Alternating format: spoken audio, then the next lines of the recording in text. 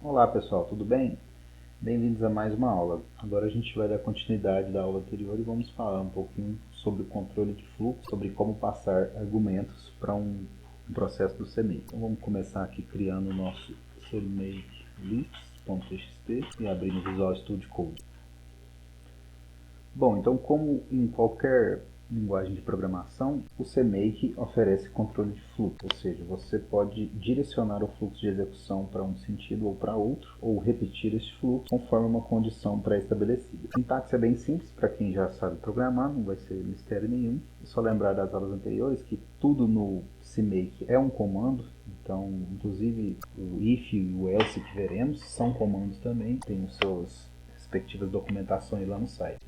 Só para manter o costume, vamos dar nome aos bois aqui, colocar os cabeçalhos do CMake, começando com o CMake minimum required. Isso não é obrigatório, mas é bom colocar como praxe em todos os projetos CMake. Inclusive, se não colocar, ele vai te dar um aviso, dizendo que não colocou, mas só isso também. Então, de forma bem simples, a gente direciona da execução, para em que sentido que ela vai. De forma que, se a gente escrever if, condição, ele vai executar aqui, vai executar o trecho que está entre o if e o end if, ou então, se tiver um else no caminho, que é a condição oposta, ele se não executa aqui. Então, vai ter uma condição que vai ser previamente feita e que vai definir se eu vou rodar esse aqui ou isso aqui. Se a gente olhar na documentação do if, veremos que é desse jeito. Se condição, executa esses comandos. Se não, se outra condição, executa esses comandos. Finalmente, executa este comando, fim do if. Aqui na documentação fica bem especificado exatamente quais condições são consideradas verdadeiras no CMake. Então, a string 1, on, yes, true, y, tudo isso é considerado, ou também um número diferente de zero, incluindo pontos flutuantes, são considerados verdadeiros, enquanto as constantes 0, off, no, false, n, ignore, not found, a string vazia ou outras com o final com o sufixo not found serão consideradas falsas. Isso vale também, obviamente, para o while, para o loop, for, que a gente vai ver em breve. Então, num exemplo prático, eu posso definir aqui, para facilitar, né? Desligado off, que é a string que vai ser considerado o falso, e ligado on.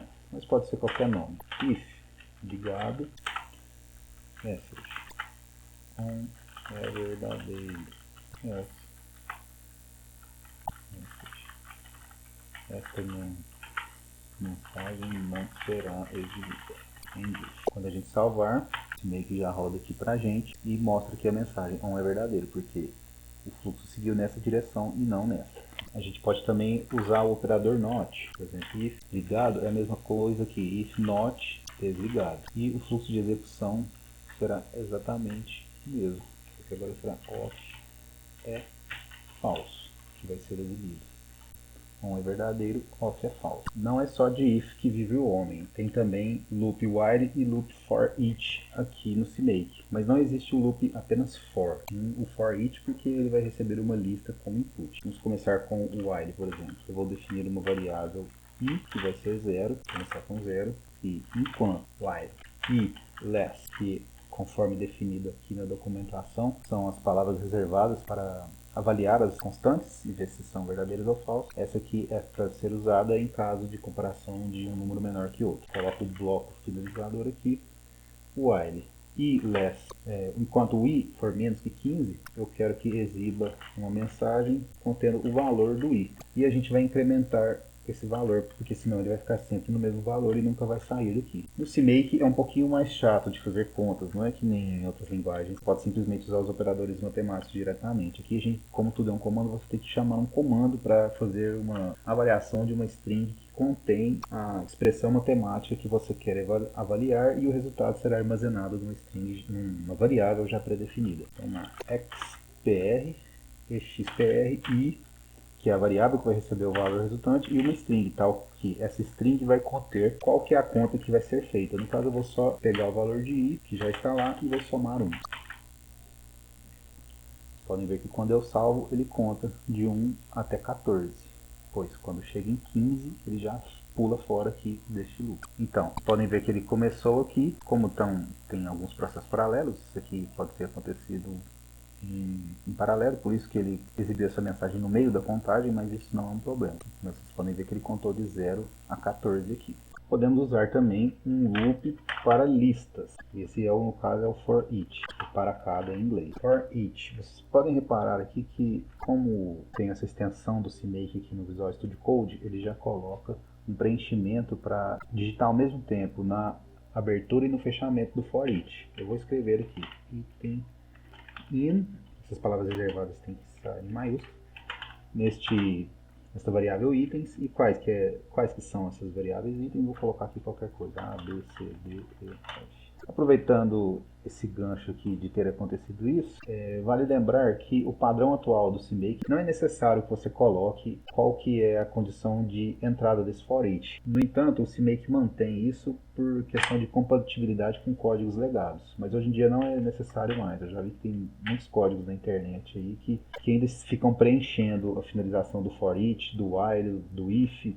Nenhuma dessas coisas são necessárias mais hoje em dia, a partir das versões mais recentes do CMake. Então, para cada item, eu vou exibir este item. O que está acontecendo aqui? Ele está declarando uma variável chamada item, a qual a cada iteração vai receber um valor da lista, dessa lista aqui, a qual contém esses valores. Então, vocês podem ver aqui que ele mostrou A, B, C, D, E, F, conforme estava aqui.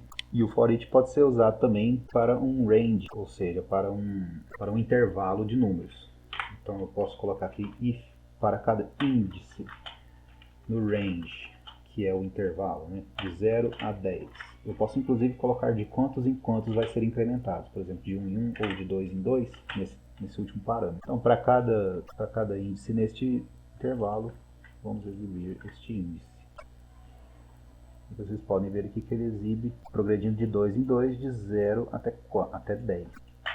Além do mais, o CMake também permite que a gente passe variáveis por fora do programa para que a gente use elas dentro do código. Essas variáveis, inclusive, podem ser usadas nos ifs e nos elses aqui do fluxo de execução. Então eu posso colocar aqui if variável qualquer if. Posso exibir uma mensagem, variável está definida. Mas quando eu rodo, obviamente não mostrou essa mensagem, porque essa variável não está definida. Mas a gente pode passar ela manualmente, por linha de comando ou pelo Visual Studio Code, onde se define a parte qual comando CMake que é chamado quando a gente salva. Vocês podem reparar que quando eu salvo, ele chama o CMake automaticamente e executa aqui, por isso que eu não tive que chamar hora alguma. Mas agora eu vou chamar, eu vou entrar na pasta build, vou chamar o CMake na pasta acima e vou passar com o traço D o parâmetro variável qualquer igual a 1. Mas pode ser, se eu não colocar nada, ele já considera como verdadeiro também. Então, me desculpem, eu vou qualquer igual a 1. E vocês podem ver que aqui ele mostra a variável está definida agora. Bom, pessoal, por essa aula é isso. Qualquer dúvida pode deixar nos comentários. Agradeço a atenção e até a próxima.